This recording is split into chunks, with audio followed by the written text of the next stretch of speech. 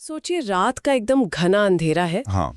और एक ऐसा सन्यासी जिसने अपने शरीर और अपने मन की हर एक भावना पर पूरी तरह से विजय पा ली है। राइट। वो भयानक शारीरिक दर्द से तड़प रहा है और तड़प कर वो गंगा नदी में डूबने जा रहा है। बिल्कुल, मतलब उसे लगता है कि अब ये शरीर सिर्फ एक बोझ बन गया है। हाँ, उसे लगता है कि इसे खत्म कर देना चाहिए। तो नदी में उतरता है, चलता जाता है और हैरानी की बात देखिए कि नदी के दूसरे किनारे तक पहुंच जाता है। हाँ, उसे डूबने लायक गहरा पानी ही नहीं मिलता वहाँ। सोचिए जरा। और ठीक उसी पल उसी किनारे पर खड़े होकर उसे एक ऐसा ज्ञान मिलता है जो उसकी पूरी उसकी जिंदगी भर की तपस्या को एकदम पलट कर रख देता है। बिल्कुल पलट देता है। उसे अचानक समझ आता है कि ये पूरी दुनिया जिसे वो अब तक सिर्फ एक भ्रम मानता था ना जी, वो असल में एक बहुत बड़ी शक्ति का खेल है।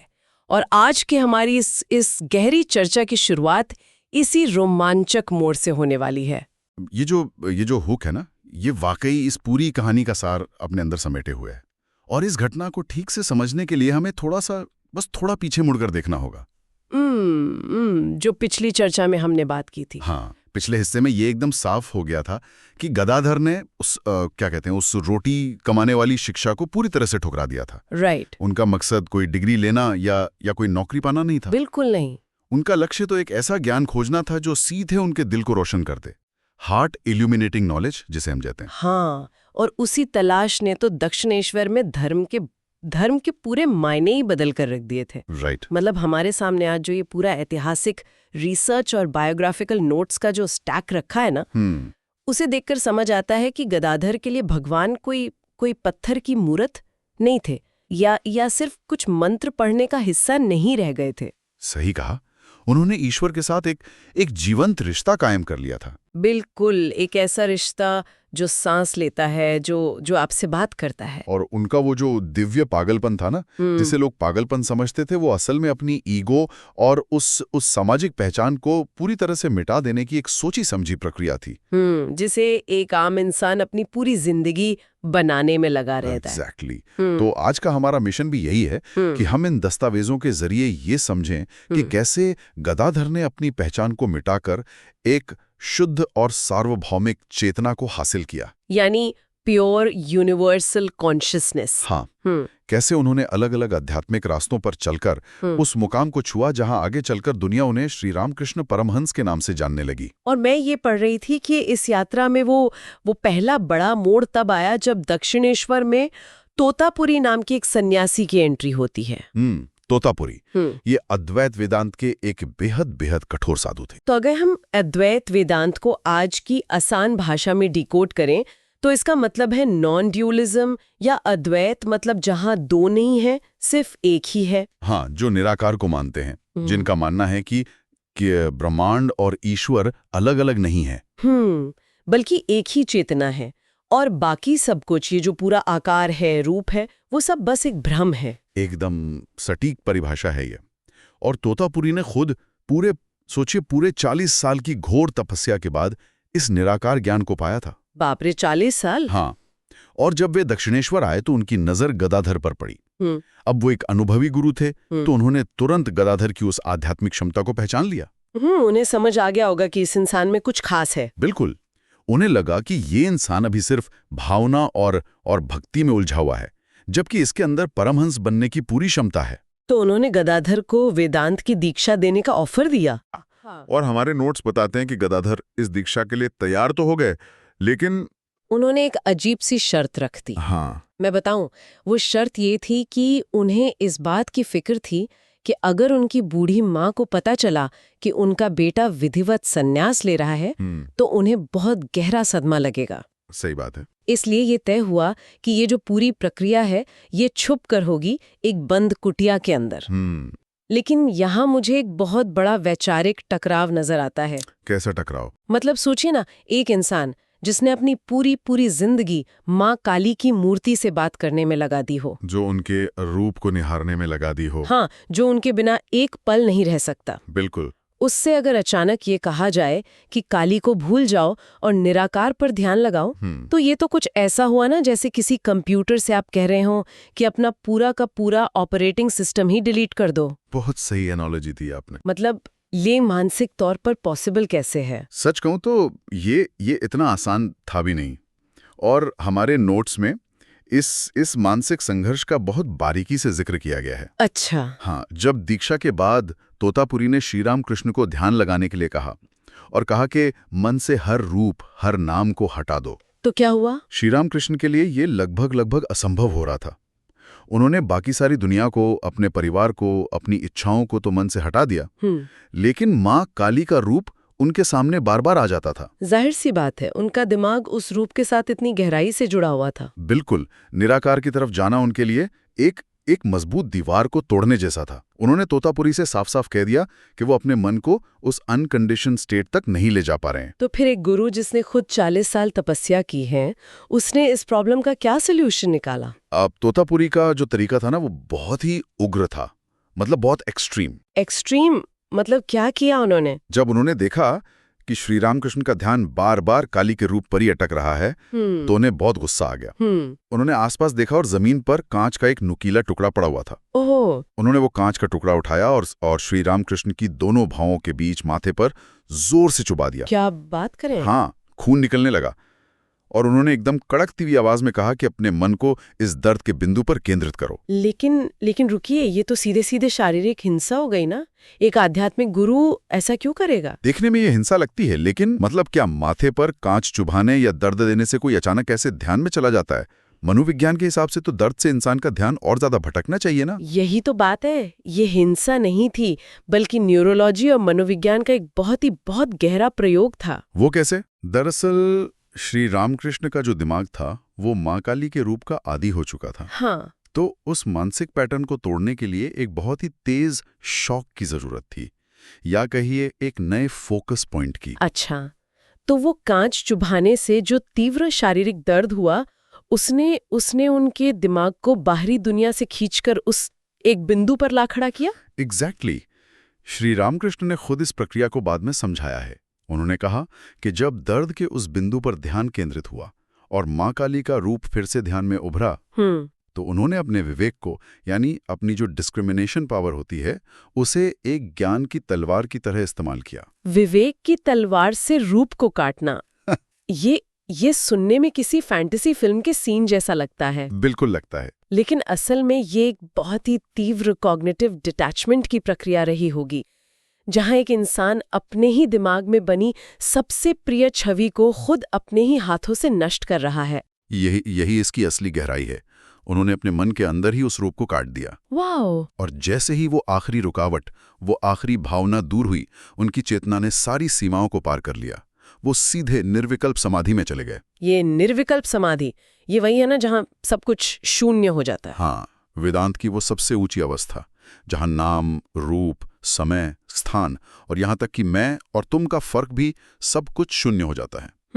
इंसान की नब्ज एकदम धीमी पड़ जाती है, सांस रुकने लगती है और सिर्फ एक शुद्ध, बिना किसी सीमा वाली चेतना बचती है। ये तो सच में अद्भुत है। और सबसे बड़ी हैरानी की बात तो अभी बाकी है। वो क्या? जिस अवस्था तक पहुंचने में तोतापुरी को पूरे 40 साल लग गए थे, श्री रामकृष्ण ने उसे केवल एक दिन में हासिल कर लिया। सिर्फ एक दिन में? हाँ। एक ही दिन में 40 साल का सफर तय कर लिया। ये तो तोतापुरी के लिए भी एक बहुत बड़ा झटका रहा होगा। बिल्कुल रहा होगा।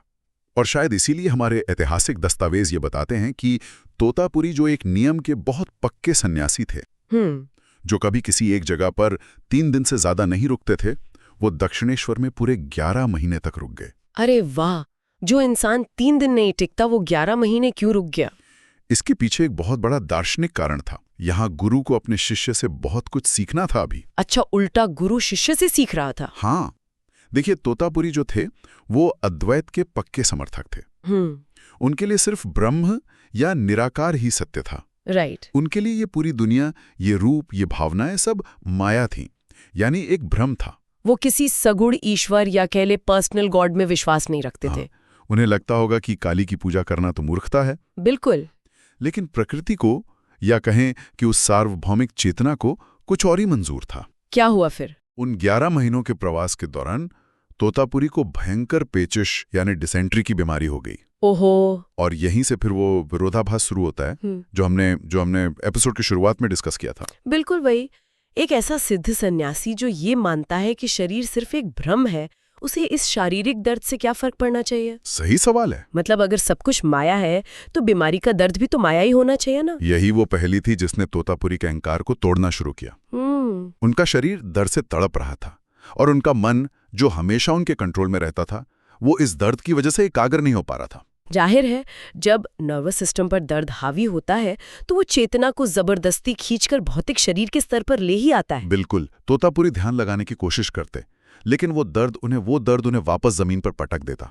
बाप रे। और जब दर्द एकदम बर्दाश्त से बाहर हो गया तो तोतापुरी ने एक रात फैसला किया कि वो इस शरीर को ही खत्म कर देंगे।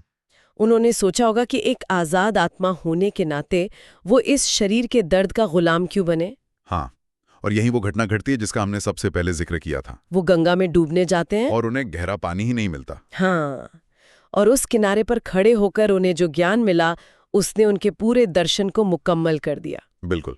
उन्हें अचानक एहसास हुआ है कि जिसे वो माया कहकर अब तक नकारते आए हैं, वही असल में सबसे बड़ी शक्ति है। राइट। पानी, जमीन, पेड़, इंसान का शरीर और यहाँ तक कि वो भयानक दर्द भी, सब कुछ उसी शक्ति का हिस्सा है। मतलब जिसे वो निराकार ब्रह्म कहते हैं वही साकार माया है। हाँ, और इसे समझने के लिए वो आग वाली एनालॉजी सबसे सटीक बैठती है। आग वाली? हाँ। क्या आग और उसकी गर्मी को अलग किया जा सकता है? बिल्कुल नहीं किया जा सकता। अगर आग है तो वो जलाएगी ही।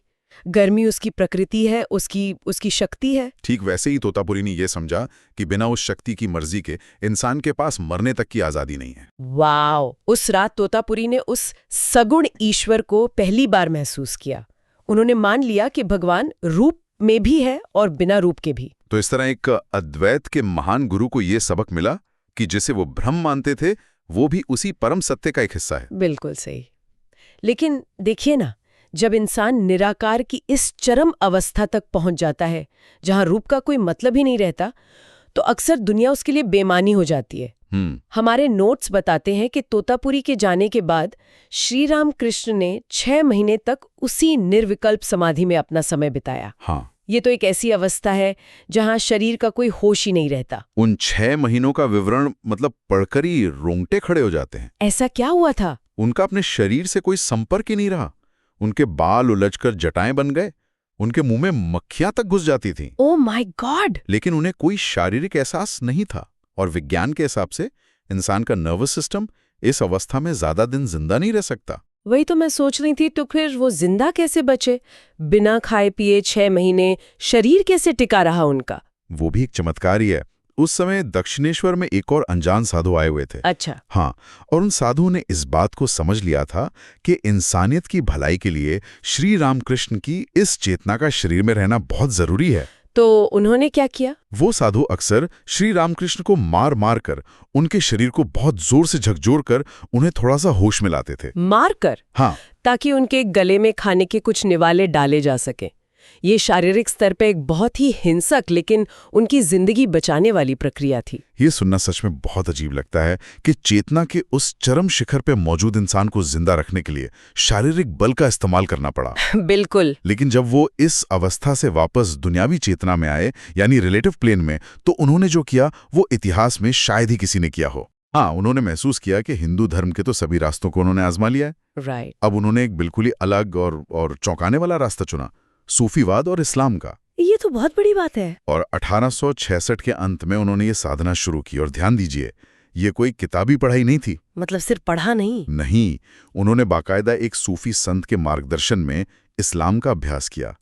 जिस इंसान ने अपनी पूरी जिंदगी मंदिर में बिताई हो, उसने मंदिर के अहाते से बाहर रहना शुरू कर दिया, क्योंकि वो जगह हिंदू भावनाओं से जुड़ी थी। अच्छा, मतलब पूरा समर्पण। बिल्कुल।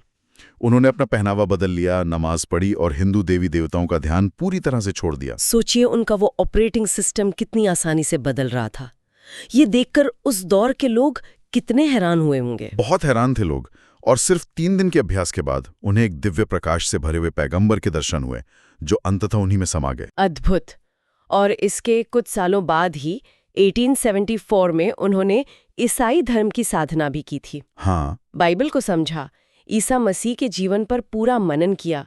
दस्तावेज ये भी बताते हैं कि मडोना और चाइल्ड की एक तस्वीर को देखते हुए वो उसी में खो गए थे। उन्हें ईसा मसीह के दर्शन हुए और वो भी उनकी चेतना में विलीन हो गए। राइट। इस पूरी प्रक्रिया को समझने के लिए ना हमारे सोर्स मटेरियल में मौजूद वो जो जल, पानी और वाटर वाली एनालॉजी है वो बहुत काम आती है। अरे हाँ, वो एनालॉजी तो इस पूरे अनुभव का सबसे सटीक निचोड़ है। मैं बताती हूँ।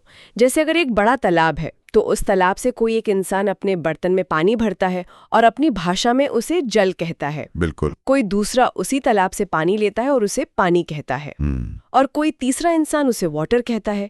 चीज तो एक ही है ना, उसी प्यास बुझाने की जो ताकत है वो एक ही है। सही कहा। इंसान सिर्फ अपनी भाषा, अपने भूगोल और अपनी समझ के हिसाब से उसे अलग अलग नाम दे रहा है। और यही बात श्री राम कृष्ण को बाकी विचारकों से एकदम अलग करती है। कैसे? उन्होंने सिर्फ किताबों में पढ़कर या बौद्धिक बहसों में बैठकर यह नहीं कहा कि सब धर्म एक हैं। हाँ। उन्होंने बाकायदा हर धर्म के रास्ते पर चलकर उसे जी कर देखा। ये उनका अपना खुद का तजुर्बा था कि हर रास्ता अंत में एक ही सागर में जाकर मिलता है।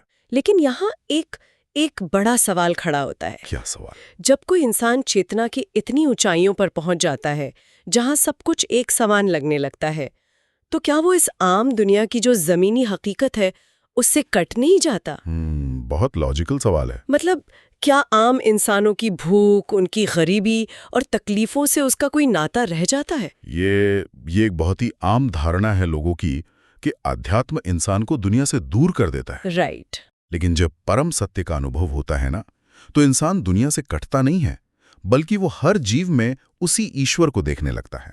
अच्छा। हाँ, इसका एक बहुत ही शक्तिशाली उदाहरण हमें 1868 की एक घटना से मिलता है। क्या हुआ था तब? श्री रामकृष्ण अपने एक अमीर भक्त और दक्षिणेश्वर मंदिर के प्रबंधक मथुरा बाबू के साथ एक तीर्थ यात्रा पर निकले थे।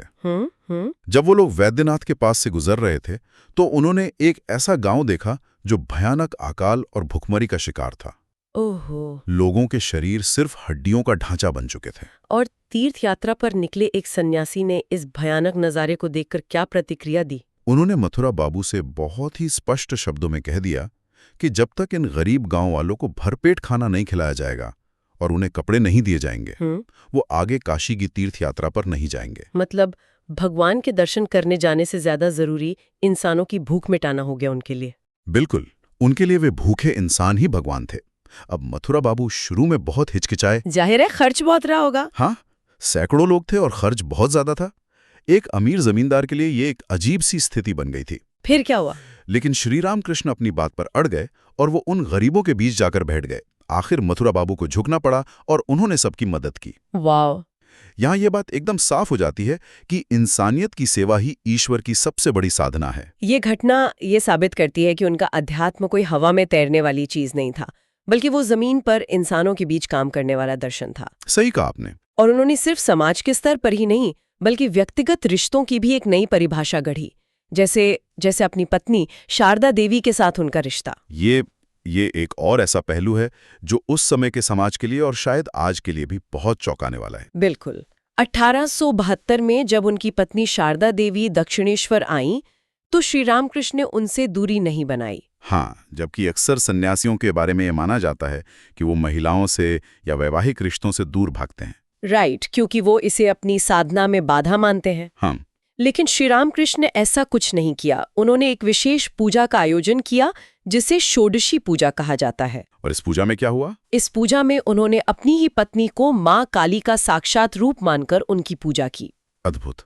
सोचिए, एक पितृसत्तात्मक समाज में जहां औरत को अक्सर साधना में रुकावट माना जाता था, वहां पत्नी को सर्वोच्च देवी का दर्जा दे देना एक बहुत बड़ी वैचारिक क्रांति थी। ये इस बात का प्रमाण था कि उनके मन से जेंडर, वासना और सांसारिक रिश्तों के सारे पुराने खांचे पूरी तरह से मिट चुके थे। हाँ, उन्होंने ये साबित कर दिया कि एक पति और पत्नी बिना किसी शारीरिक संबंध के एक शुद्ध आध्यात्मिक साथी के रूप में भी पूरी जिंदगी साथ रह सकते हैं। और शारदा देवी तो उनकी पहली शिष्य बनी ना। बिल्कुल। और आगे चलकर उन्होंने उनके आध्यात्मिक मिशन को संभाला भी। ये वाकई कमाल की बात है कि कैसे उन्होंने अध्यात्म को ऊंचाइयों पर भी छुआ और उसे जमीन पर रिश्तों में भी उतारा।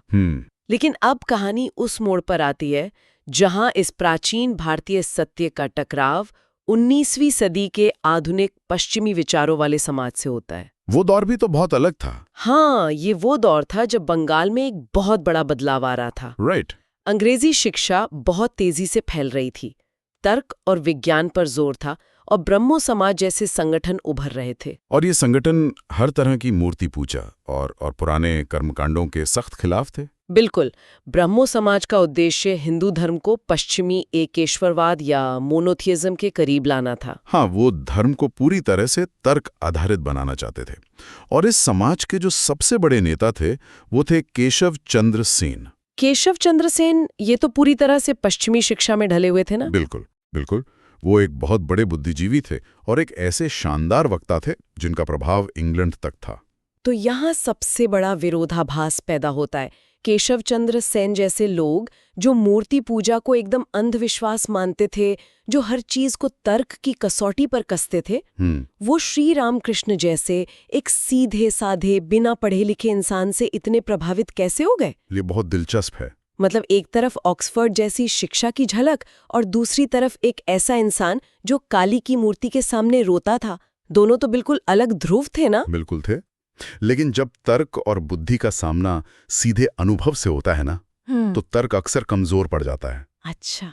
जब केशव चंद्र सेन और बाकी बुद्धिजीवी श्री रामकृष्ण से मिले तो उन्होंने देखा कि इस इंसान के पास कोई किताबी ज्ञान नहीं है, कोई बड़ी बड़ी फिलॉसफी नहीं है, लेकिन इसके पास अनुभव की सच्चाई है। श्री रामकृष्ण बहुत ही साधारण सी भाषा में रोजमर्रा की जिंदगी के छोटे छोटे उदाहरण देकर इतनी गहरी बातें कह जाते थे कि उन बड़े बड़े पढ़े लिखे लोगों का अहंकार टूट जाता था।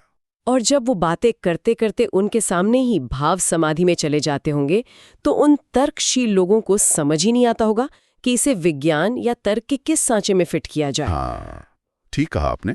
जब श्री रामकृष्ण समाधि में जाते थे तो उनका चेहरा एक अलग ही चमक से भर जाता था। राइट। उनकी वो अवस्था कोई नाटक नहीं थी और ये बात उन बुद्धिजीवियों को साफ नजर आती थी। उन्हें अपनी आंखों पर यकीन करना पड़ता था कि ये इंसान जो कह रहा है वो उसने खुद देखा है, महसूस करा है।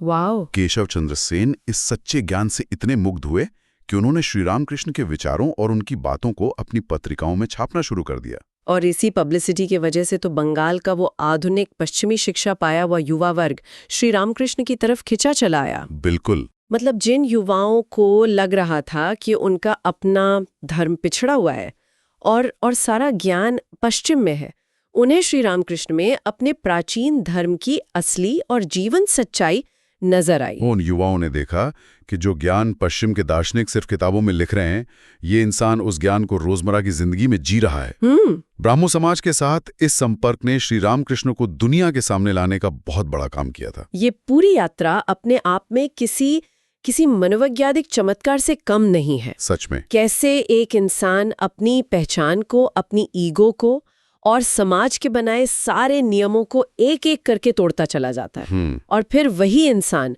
उस दौर के सबसे बड़े और पढ़े लिखे बुद्धिजीवियों के आकर्षण का केंद्र बन जाता है। इस पूरी चर्चा के बाद ना ये सारे ऐतिहासिक नोट्स और दस्तावेज एक बहुत बड़ा और परेशान करने वाला सवाल छोड़ जाते हैं। वो सवाल क्या है? वो ये कि अगर ये सच है कि हर धर्म एक ही अंतिम सत्य तक ले जाता है और इसे श्री रामकृष्ण ने सिर्फ तर्कों से नहीं बल्कि हर रास्ते पर खुद चलकर उसे बाकायदा जीकर साबित किया, तो आज की दुनिया में धर्म के नाम पे इतनी दूरियां और इतनी नफरत क्यों है? बहुत गहरा सवाल है ये। क्या इंसानी समाज ने उस गहरे अनुभव को कभी समझा ही नहीं, या इंसान सिर्फ उस जल, पानी और वाटर के शब्दों में ही उलझ कर रह गया है?